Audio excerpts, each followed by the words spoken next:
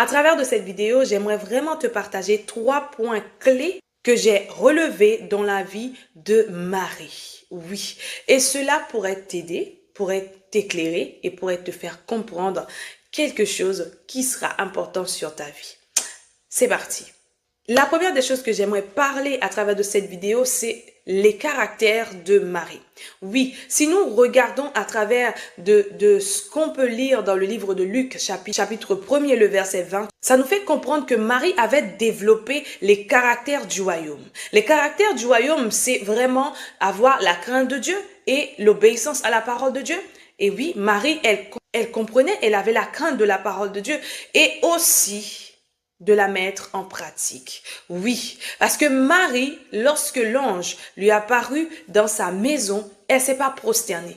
La Bible n'a pas dit qu'elle s'est prosternée devant l'ange. Elle était capable de reconnaître que c'était un ange qui était dans sa maison. Elle était capable de reconnaître que les anges, ce sont des envoyés de Dieu, ce sont des messagers de Dieu. Elle était capable de comprendre qu'elle est tout à fait normale, qu'un ange est capable de le visiter parce qu'elle était la fille de Dieu.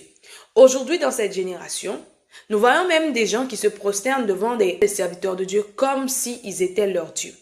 Et même les serviteurs de Dieu que vous faites cela, ils ne veulent pas que vous faites ces genres de choses. Mais vous continuez à le faire. Aujourd'hui, j'aimerais vous ramener à la source. La source, c'est Dieu le Père. Et Christ qui est venu nous donner cette victoire, cette bataille et à arracher les clés. Nous devons nous prosterner devant Dieu. Nous devons nous prosterner à adorer le Seigneur Jésus. Pas devant un être humain et même un ange qui vient envoyer, apporter un message de la part de Dieu pour nous.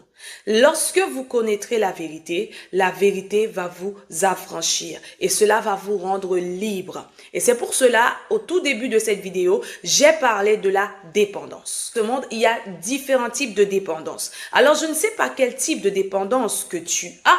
Si c'est la dépendance à un serviteur de Dieu, la dépendance à une servante de Dieu, alors aujourd'hui, j'aimerais te dire que la servante ou le serviteur de Dieu n'est pas Dieu. Donne à Dieu sa place dans ta vie.